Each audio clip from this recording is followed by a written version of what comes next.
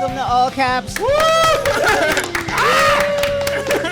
It's another exciting week of playoff basketball. Let's start with the Hawks versus the Bucks. Game 1 in Milwaukee. It's exciting. Will Trae Young have the same level of sauce that he's had throughout his entire life? I don't know. Let's check in on this particular play during a spirited Hawks run late in the game. So how are they going to find an answer for this man right here? Oh, my goodness.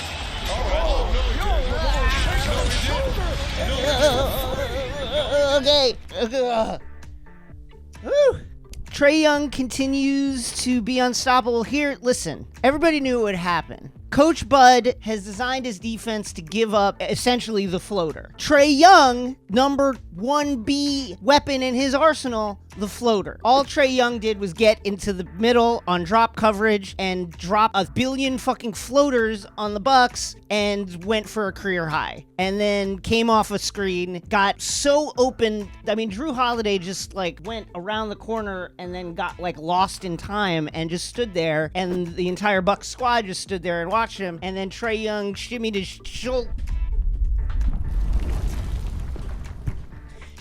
shoulders and shook the internet in a utterly disrespectful gesture that was like 15 times worse than Kyrie Irving stepping on Lucky. He wasn't up 20. It was 78-83 Atlanta. And then he just shimmied like, yeah, fuck y'all, we're gonna win. And they won! The Bucks continue to not make adjustments when a player is going off. I think, obviously the drop coverage has got to go, folks. This is like crazy. It's like Coach Bud sat down and was like, how can I get Trae his career high tonight? What can I do personally? Trae he clearly has not insulted Bobby Portis' mom enough. Let me just say this about Bobby Portis.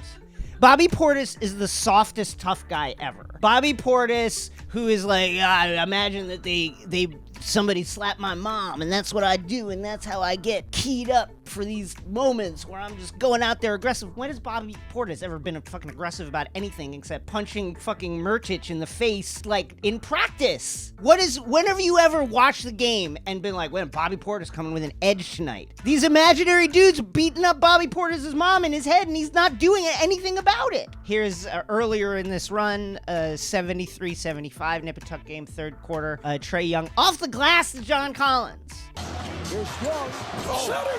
He's just out here like drizzling hot sauce on the arena. Bobby Portis, are you gonna do anything about it? Your mom is getting hot sauce sprayed in her eyes. It's not specifically his fault. It just bothers me. The guy's like, I imagine my mom getting beat up, and then nothing. That's enough.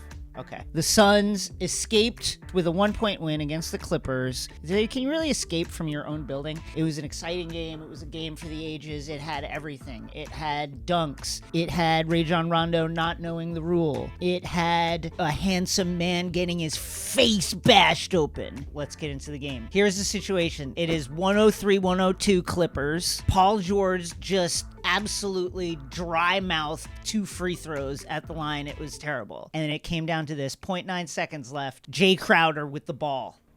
Not an easy inbound with that big body in front of you. Thanks a lot, Mike Breen. That's all Boogie Cousins is to you now after everything he's done for the league. He's the big body. Crowder looking, throws it alley. Oh! Ayton puts it down! He puts it down!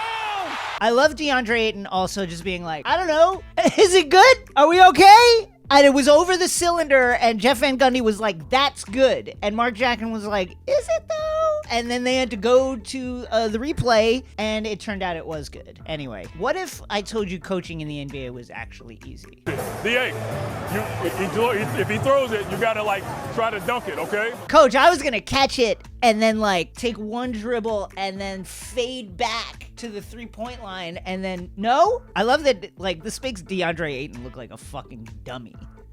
Hey, by the way, you gotta dunk this. But listen, a win is a win. Here's Boogie Cousins taking the loss not well. This is just... What is that even about? I don't even know what it is. Why is he doing that? Underrated in this is Paul George walking around lightly concussed. First, here is argument. Now I push Booker. Why? I don't know. And then cut to Paul George just wandering around like a what? Who? Where do I go? What do I do? Do I go home now? Do I go to the locker room? Is it over? I mean, I love it. To the winner goes the spoils. Speaking of Booker's face, he looks like John Bernthal, doesn't he? Also, like, high degree of difficulty for playing this game with just full cotton in your nose. I can't imagine actually doing that. Try doing anything with cotton stuffed up your nose. It sucks. Kendall made the right choice, right? This guy over Ben. Ben can barely play and looks like the Mona Lisa. And it pains me to say this as the treasurer of the Pat Bev Trick Jaw fan club. I don't actually think this was Pat Beverley's fault. He's absolutely reckless. Like his forehead and his elbows and all that stuff is always like right in your personal space. But in this one, it's more like Booker like turns into Pat Beverley's face. Now you could argue that the issue is Pat Beverley's head is like within butting distance. When he turned with the blood, I was like, oh fuck, he done it again. Let's see it. Slow it down, Mike Breen. Give us a bang on this, Mike Breen, you fucking coward. Right here. Berg! Anyway, the Clippers are down 2-0 once again. Going home, though, and we'll see what happens.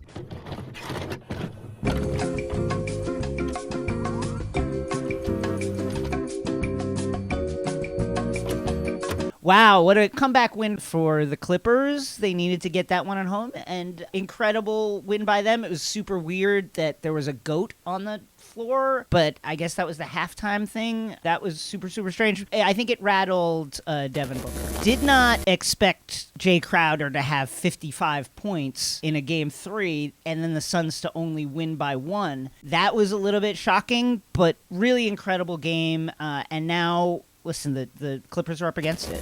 Holy cow, historic night in the NBA, in Los Angeles, in the annals of sports. It's the first time in history, except for when Rudy Gobert had COVID, that a game was not finished. That was begun. That game, the Gobert game, never actually started. This game, they played it for 2.5 quarters, and then they just stopped it. And the weird thing about it was, like, everybody was just like, yeah, let's not do this. And then everybody agreed to not do it. They just went to center court and everybody shook on it and we're like, we're not going to play because the Friends reunion, I haven't seen it and I know you would like to see it. And then they just went and watched that, and that was super, super weird. I hope Matthew Perry's okay.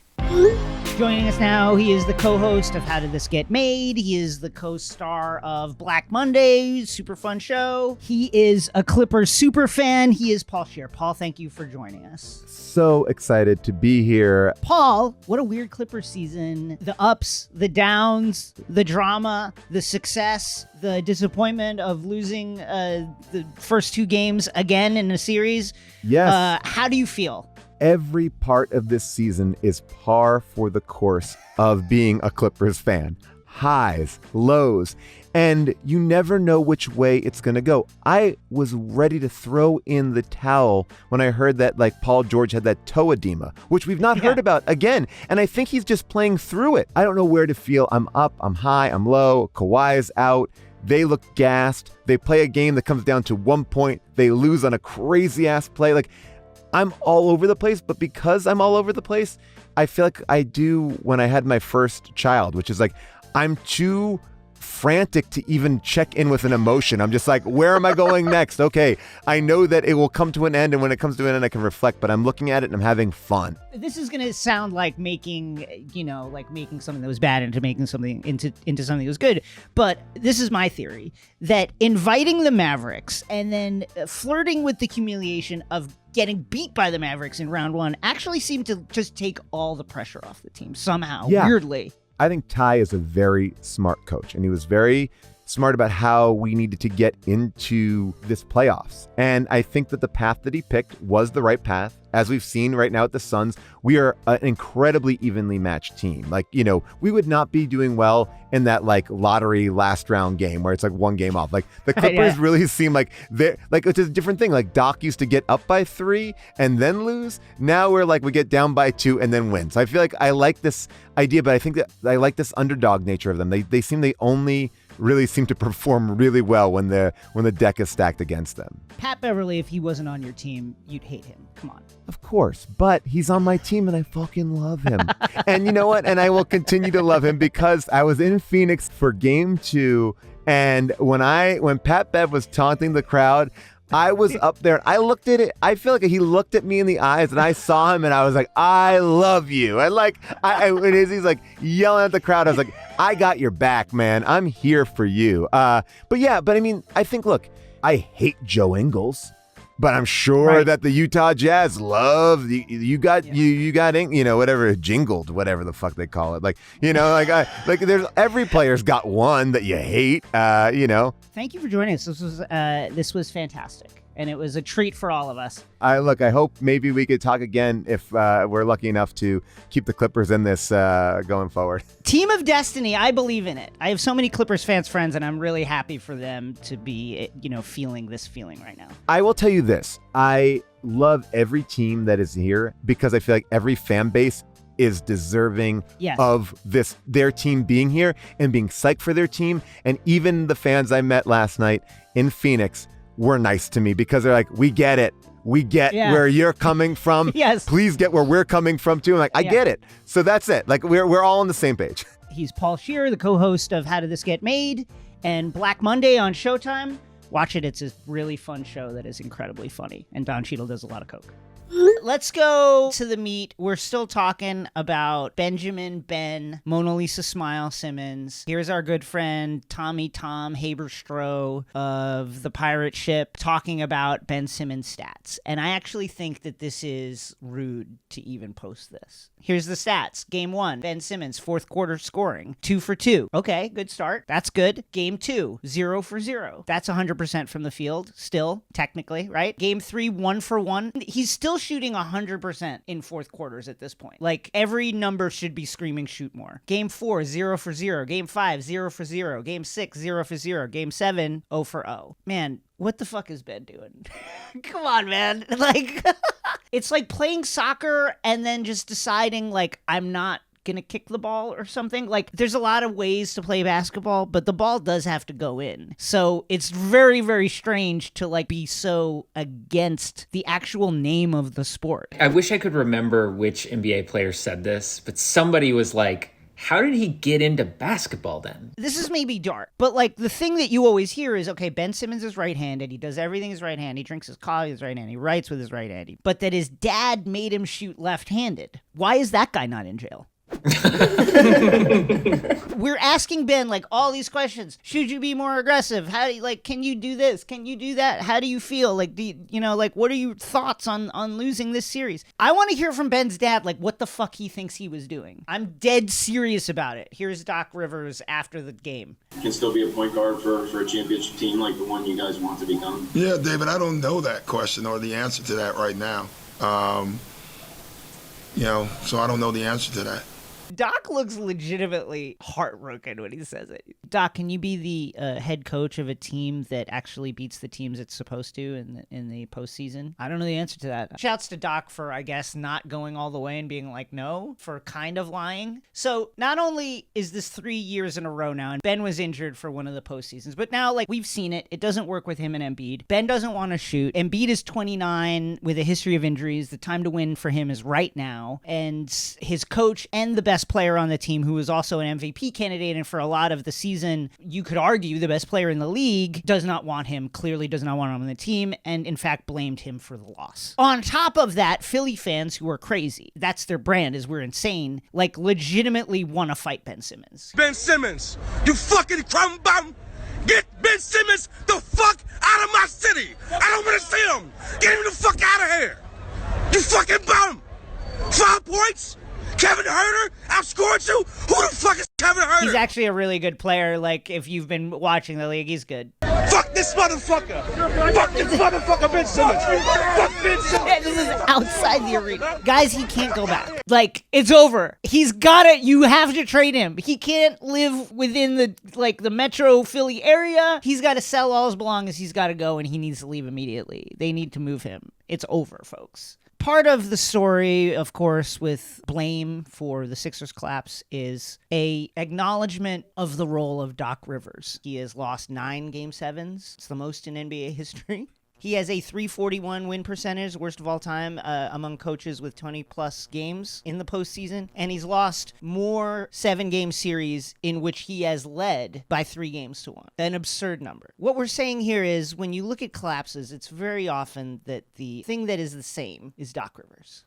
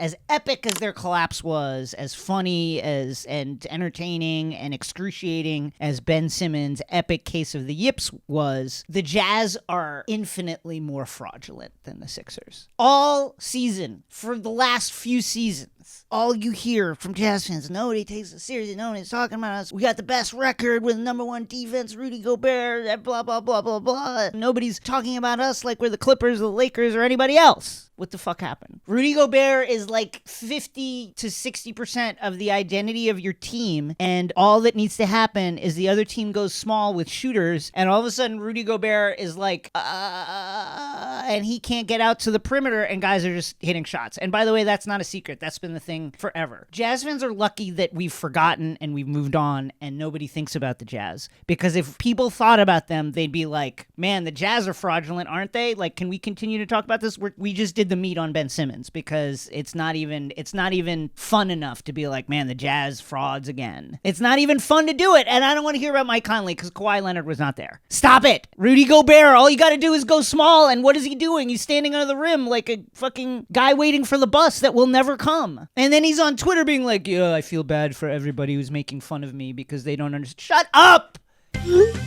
Let's go to the scroll. Swin Cash with the only possible facial expression when Mark Tatum gives you this evil smile. The New Orleans Pelicans.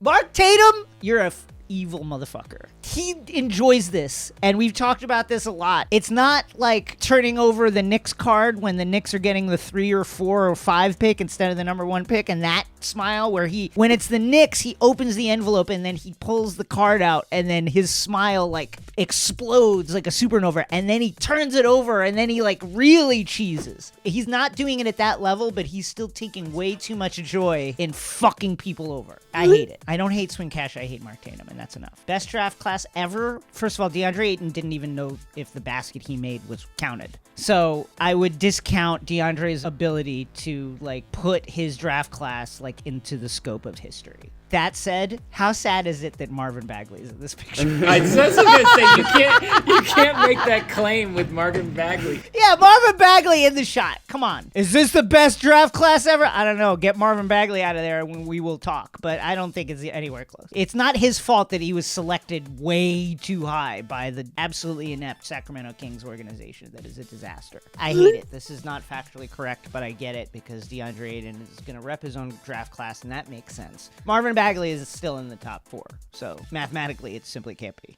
Guess what? Remember how Suns in 4 fan like had the guy who tried to sucker punch him by his little doggy collar and then was just like punching him in the face while like holding like conversations with other people like, hey, so what's going on? Suns, they're looking real good, right? Well, usually the way it used to work, and this is how you know society is completely broken down. The way it used to work is if you got your fucking ass beat, you got embarrassed on camera, you would then just stop and not speak on it anymore. That's that's not the world we live in now. Here is Nuggets dog walk fan talking about how, yes, you saw me get beat up, but what if I didn't? I had a Dos Equis beer, took a gulp, didn't even hear what he was, I didn't even listen when he said, and I poured it on him.